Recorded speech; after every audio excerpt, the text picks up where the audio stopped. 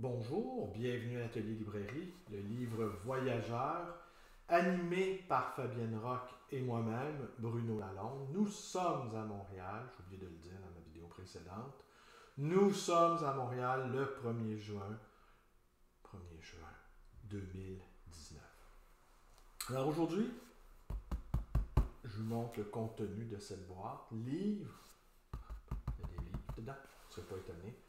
Et en fait, cette semaine, je me suis lancé dans je dirais pas dans une folie de dépenses, parce que bon, acheter pour combien j'ai acheté de livres, donc 20 là, 36 là. Écoutez, grosso modo, j'ai acheté pour un peu plus de 200$ de livres. À 1$ le livre, et dans certains cas 2, et parfois très rarement 3. C'est pas. Mais ça représente quand même quelques cartons. Je les ai achetés où, ces livres-là? J'ai acheté 3-4 boîtes à la vente du réseau des bibliothèques de Montréal dans l'aréna Martin Brodeur au 5300 Avenue Robert, dans Saint-Léonard. Je suis allé 3 fois. J'ai acheté quelques livres à la vente trottoir sur Mont-Royal, au port de Tête. Et j'ai acheté également, tout à l'heure, et ça je ne pensais pas le faire, parce que je vais aller reconduire Fabienne, qui avait une activité. Parce qu'on part à pied, on part tous les deux. Des fois, on vérifie sur Google Maps combien de temps ça nous prend. Et parfois, ce qu'on constate, ça prend 1 heure et quart. Et en transport en commun, ça prend 50 minutes. On se dit, pour 20 minutes de différence, en forme, on en discute, parce qu'on discute tout le temps. On discute de l'aube jusqu'à la nuit. Et puis même la nuit, parfois, il m'arrive... je la réveille pas, parce qu'elle a le sommeil très léger, ayant eu quelques enfants, elle est habituée à se réveiller, à dormir d'un sommeil léger. Mais je suis content, avec le temps, son sommeil devient de plus en plus réparateur, je pense. J'aime l'entendre dormir.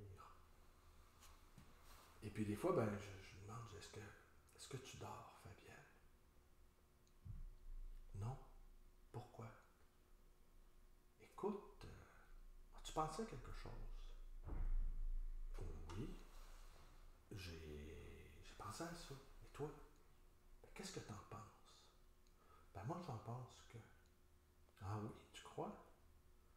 Et là, on peut discuter comme ça, en plein milieu de la nuit, pendant une demi-heure. Et là, l'un ou l'autre dit, écoute, il faudrait quand même dormir. Ah oui, c'est vrai, il faut dormir. Mais dormir pourquoi, au juste?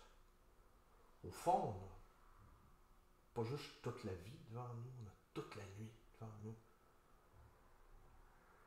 La nuit, hein? L'invention de la nuit. Hein? C'est un titre. La nuit industrielle, hein? La nuit, le monde industriel n'a pas que capté, n'a pas que fait main basse sur nos psychés. Il a fait main basse aussi sur nos nuits. Et c'est quoi les nuits? C'est nos incubateurs, des incubatrices de rêve. C'est là où la psyché se ressource. C'est là où les images, c'est là où l'inconscient, tout à coup, fait son boulot. C'est-à-dire les machines à lessiver, les machines à décrypter. L'esprit se met à essorer des images. Mais avec une nuit cadastrée. Alors les gens, ils souffrent d'insomnie. On n'a pas besoin d'être insomniaque quand on n'est pas des esclaves. Mais l'esclave du travail, lui, il doit nécessairement dormir. Alors l'horloge est là, qui veille à ce qu'on... L'horloge, les cadrans. Mais là, de toute façon, aussi, les gens ne dorment plus. Mais ça, c'est une autre histoire. Mais on doit dormir pour aller travailler. On ne dort plus pour rêver, on dort pour aller travailler. Je m'égare un peu. Mais peut-être pas tant que ça. Parce que, à l'une de ces ventes-là, à Saint-Léonard, j'ai rencontré mon ami G. On va protéger ouais, on va protéger. suis allé l'écrire en toutes lettres sur ma plateforme Facebook. Mais comme c'est un homme que j'aime beaucoup, alors je ne suis pas allé l'attaquer. De toute façon, je n'irai jamais attaquer un homme comme lui, d'une part. Et d'autre part, je savais que je le trouverais là. D'ailleurs, je le dis. Puis lui, j'en doute aussi. L'autre fois, innocemment, il m'a fait rire, je vous raconte ça. Il a appris que j'allais là. C'était pas vraiment une bonne nouvelle pour lui parce que je suis un sacré. Je suis un sacré, je sais pas comment dire ça, mais mettez-moi devant une masse considérable de livres, ben, je vais aller les chercher. Très rapide. Et lui, il dit que je suis l'homme le plus rapide qu'il a vu. Et lui, c'est un bibliomane accompli, hein, avec une culture prodigieuse. Gentillesse aussi, hein, une humilité, en tout cas. C'est quelqu'un de très bien, vous avez compris que je l'apprécie. Et lui, ce qu'il disait, là, en fait, il me demandait, il dit, quand tu vas là, à Saint-Léonard, ben là, ça faisait des années que je n'avais pas été. Il dit, quand tu vas là, à Saint-Léonard, commences-tu par la section roman ou la section documentaire? Oh, la ruse de l'Indien, je commence par le documentaire, qu'est-ce que tu crois? Je veux pas... quel ingénieux quand même, parce que la section documentaire, c'est là qu'on trouve les livres intéressants. Les romans, il y a tellement de romans qui se publient. Puis d'ailleurs, moi, contrairement à ce que bien les gens disent, il y a trop de choses qui se publient. Non, il n'y a pas trop de choses. Ça en prend beaucoup de livres pour créer un chef-d'œuvre. Ça prend beaucoup d'athlètes pour créer un champion. Ça prend beaucoup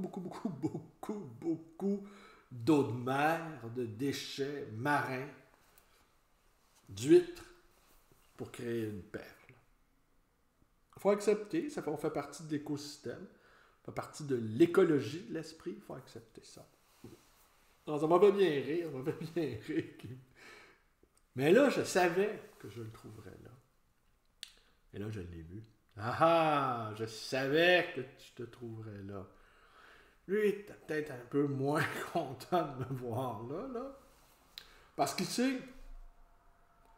Ah, ça sonne. On va laisser le téléphone là. Et il sait que je ne vais pas là pour alimenter ma librairie. Il sait que j'ai... Et c'est bien là, c'est là où il me trouve dangereux. C'est que je vais là pour assouvir ma faim d'ogre de livres. Parce que cette faim-là est inassouvissable. C'est ça. Et là, on a trouvé un paquet de livres et on est revenu ensemble en taxi. Et je lui ai demandé, qu'est-ce qu'on cherche au juste? Qu'est-ce qui nous anime comme ça, inlassablement, à vouloir des livres? On en a plein, on en a des milliers. Toi, tu as ton appartement, ta maison, parce qu'il s'est acheté une maison. Elle est remplie de livres. Tu as mis 2 ans à classer ta bibliothèque. Moi, je n'ai même pas commencé, j'ose même pas. Mais qu'est-ce qui nous pousse? Mais qu'est-ce qui nous manque? Alors, il me disait qu'il n'avait pas vraiment envie de le savoir. Que s'il découvrait, par exemple, au terme d'une analyse qui poursuivait cette quête-là de la connaissance et du savoir et du sens, ben, c'est parce qu'il voulait être aimé par sa mère, par exemple. Hein? On sait que tous nos problèmes viennent de notre mère. Hein? Puis c'est quand c'est pas de notre mère, ben après nos deuxièmes problèmes viennent de notre père. Et on sait tout ça, hein? C'est assez banal. Et tout à coup, de découvrir ça, peut-être que maintenant, j'aurais plus aucun intérêt pour les livres. Ça tuerait mon désir. Et là, je me retrouverais devant une masse inouïe, considérable d'ouvrages que j'aurais accumulés en vain, en pure perte. Une masse informe, tout à coup, qui ne signifie plus rien. Une montagne de détritus. Alors, je vais vous montrer...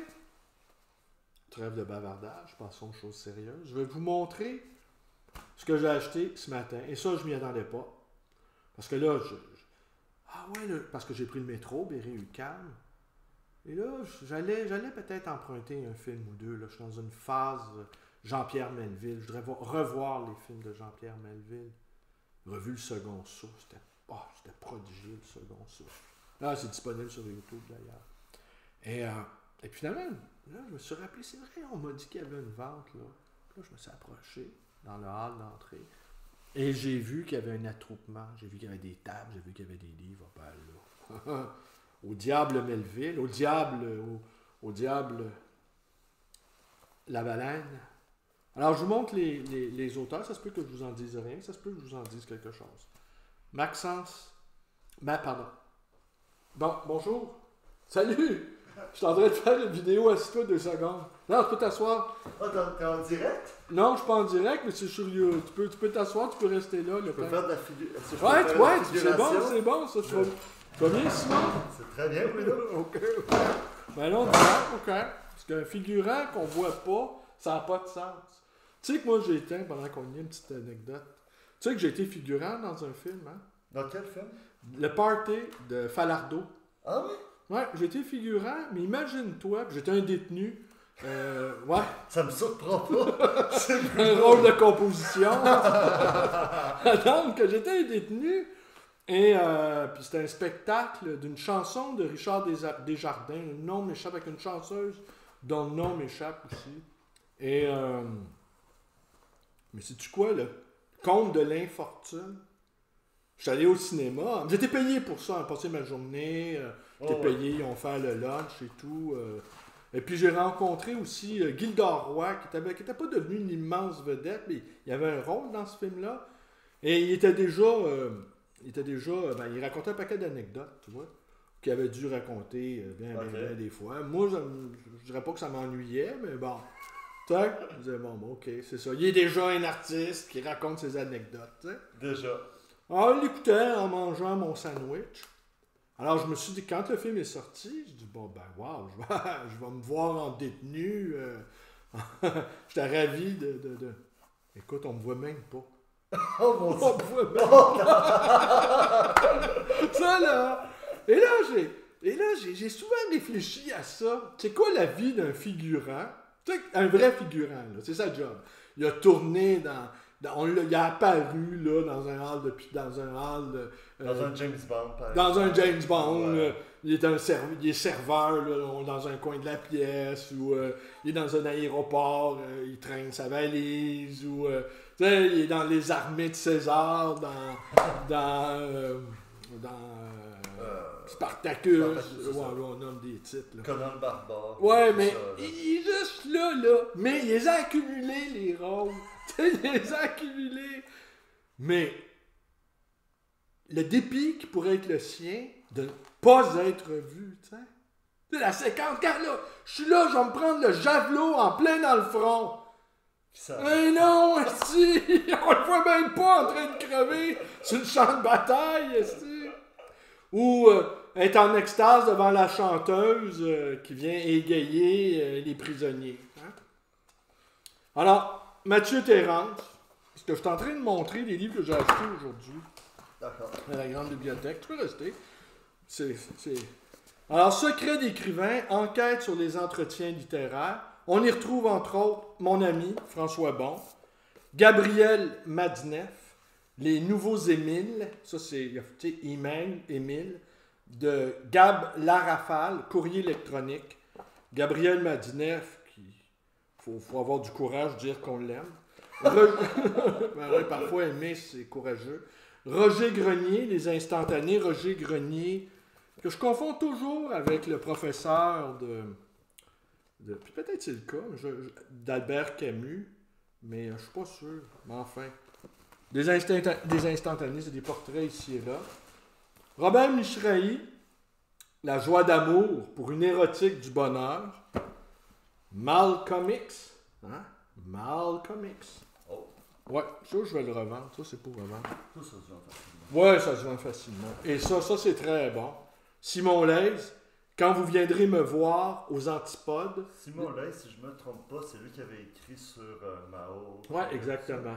Ok, c'est le même. Ouais, exactement. Ah, d'accord. C'est lui qui avait étrié Maria Antonietta Maciocchi dans un épisode célèbre qu'on m'a. Oui, Maria Antonietta Maciocchi. C'était une maoïste. Elle a écrit un livre, je pense, son autobiographie, 10 000 ans de bonheur, où elle faisait L'apologie. Oui, l'apologie de Mao, on connaît la suite. Et lui, Simon Leys, lui avait dit, Madame, vous dites n'importe quoi, allez vous renseigner. On peut retrouver ça sur YouTube. Il te l'avait cassé. Alors, il a eu beaucoup de difficultés à s'en remettre. Et puis, là, tu as Pierre Bonsen. Pierre Bonsen a fait une biographie, si ma mémoire est bonne, de celui qui a fait Jean-François Revel, celui qui a fait le voleur dans la maison vide. Olivier Cadiot, Providence. Jean-Yves Joannet, Les barrages de sable, traité de castellologie littorale. Oh boy, c'est quoi ça? Mais bon, je l'ai acheté parce que je trouvais ça... je trouvais le titre intéressant. Jean-Louis Chrétien, L'espace intérieur. De Jean-François Hamel, Camarade mal armé. De Jean-François Hamel, il est en 73, vous voyez, il enseigne la littérature à l'UQAM. Le Club des gourmets et autres cuisines japonaises. Alors, c'est traduit du japonais par Ryoko Sekiguchi, que François connaît. Et, entre autres, ce qui a attiré mon attention, c'est Tanizaki et Osamu Dazai, qui a écrit... qui a écrit Journal d'un homme déchu, ou La déchéance d'un homme. Torny Lindgren, je ne sais pas c'est qui, Les souvenirs. Ça... Yvonne Baby, à l'encre bleue nuit, avec une couverture de Giacometti. François Guilbeault, qui a été l'avocat de Céline, Libérami. Alors, c'est ses souvenirs, c'est ses souvenirs d'avocat. Il allait je lis des portraits ici, Françoise Sagan, Marencel, l'éditrice, Topor, évidemment. Il raconte qu'il est allé chez Topor. Le personnage m'intéressait vivement, car c'était un visionnaire, un anarchiste et un homme d'une immense poésie intérieure. L'appartement était enfoui, mais bourgeois, ça c'est l'idéal, avec au mur des œuvres de son père, peintre aussi talentueux qu'inconnu, auquel il vouait un culte. Nous nous sommes assis dans la salle à manger, très encombrée, où j'ai bu de l'eau, tandis que Bernard, Topor et 2-3 de ses amis qui se trouvaient là ont commencé à picoler. Avec mon complet bleu, ma chemise blanche, c'est un avocat, hein? Ma cravate noire et ma tête d'enterrement, c'est un avocat, hein? J'étais très à l'aise au milieu de mes nouveaux amis, dont les têtes n'étaient guère plus avenantes que la mienne, ouais, des têtes de clients.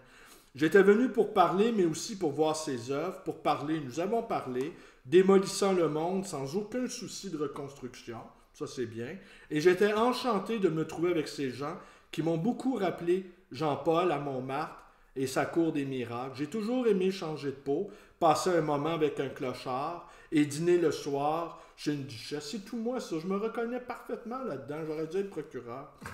C'est mon côté Gémeaux. Ah ben oui, j'ai le Gémeaux en Mercure, me disait mon ami. L'oracle, celui qui est connu sous le nom de l'oracle. Mais avant, on l'appelait le péquistophage. Mais là, il est devenu l'oracle depuis qu'il a prévu la déconfiture du PQ, qu'Élysée, il laisserait sa peau être péquistophage, il n'a plus rien à manger. Alors, il est devenu l'oracle.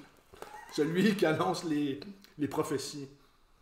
J'ai vu chez lui un grand nombre de tableaux pour lesquels il exprimait son dégoût de tout avec un humour et un réalisme qui donnait envie de vomir physiquement et moralement. J'avais l'impression d'être chez moi, d'être chez lui en famille, entre gens singuliers qui se cherchent, écoutent et parle pour dire tout, le contraire de tout et finalement rien. Ça, c'est tout moi, tout craché. On continue. Michel Onfray, Brévert Nietzsche, ça c'est pour vendre. Ben ouais. Anne Martin-Fugier, Des entretiens avec des galeristes, ça me fascine. Le dictionnaire des œuvres érotiques. Ça c'est pour Bibi. On le reconnaît, le vicieux personnage. Un monde pluriel, ça c'est pour vendre, parce que je connais quelqu'un qui cherche ça. C'est l'autobiographie intellectuelle de Michel Desplans. Ah, Michel Desplans. Ça, c'est un homme que j'ai beaucoup aimé. Le téléphone sonne, on va s'arrêter là. L'architecture du bonheur d'Alain de Botton, et ceci. Alors ça, j'étais vraiment content. Puis d'ailleurs, ça a commencé par lui, je dis, ah, la chasse va être bonne. Les mémoires de Salas Tessier, l'extravagance, mémoire, un poète. Hors de l'ordinaire. Ouais, je vous dis rapidement ce qu'on y trouve en 4e de couverture. Écrivain et poète de réputation internationale, amateur d'art, homme d'action et diplomate, ambassadeur d'un incendie, résume-t-il, en pensant à sa terre du Liban, qu'il a représentée en France, en Hollande et au Maroc. Salah Stessier est issu de 2 civilisations matrices de plusieurs cultures, l'une méditerranéenne et orientale, l'autre française et occidentale. Libanais par son origine, il s'est senti français très jeune par la pratique d'une langue apprise dans les meilleures universités de Beyrouth et de Paris. Dès lors, il s'est lié sur chacune de ses rives aux plus grands poètes des années 50 et 60. D'un côté, Georges Chéadé et Adonis. De l'autre, Pierre-Jean Jouve, René Char, Yves Bonnefoy, André Dubouchet, Édouard Glissant. Alors ça, j'étais content. Mais j'étais content pour toutes les autres aussi. Alors voilà, c'est tout pour aujourd'hui. Simon, je te remercie de... Tout le plaisir est pour moi. Tu vois, t'es même un figurant qui parle. Mais à partir du moment où le figurant parle... C'est plus un figurant, c'est un personnage. Voilà. Et voilà. La règle numéro 1, le figurant ne doit jamais parler. La règle numéro 2, le figurant doit figurer. J'ai contrevenu à la deuxième règle, à ma première expérience. Comédien, va.